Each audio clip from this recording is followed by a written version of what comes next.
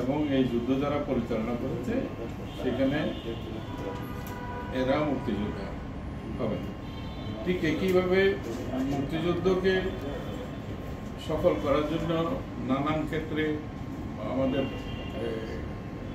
বিদেশে এবং দেশের অভ্যন্তরে যারা সহযোগিতা করেছেন, কাজ করেছেন, যারা সশস্ত্র ছিলেন না কিন্তু কাজে যুক্ত ছিলেন, তারা সহযোগী মুক্তিযোদ্ধা হিসেবে ডেজিগনেট হবেন। এক্ষেত্রে কোনো বিষয়ে আমি সংজ্ঞাটা কি একটা পড়ে দেব? আপনি বলুন। যে প্রবাসী বাংলাদেশ সরকার, মুজিবনগর সরকার, যেটা মুজিবনগর সরকার লেখা আছে, মুজিবনগর সরকার ও উক্ত সরকার কর্তৃক স্বীকৃত অন্যান্য বাহিনী তারা সবাই মুক্তিযোদ্ধা হবে। তার মানে মুজিবনগর সরকার ইটসেলফ এবং তার দ্বারাই স্বীকৃত অন্যান্য সকল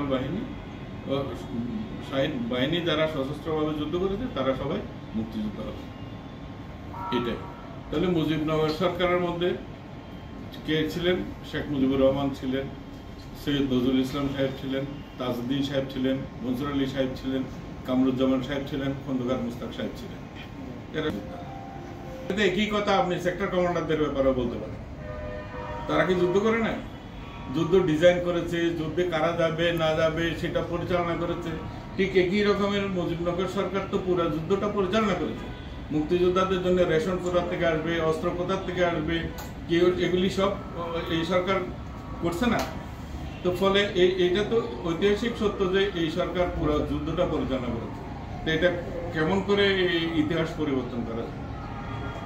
এটা একটা মিসলিডিং হয়েছে নিউজ। এটা আমার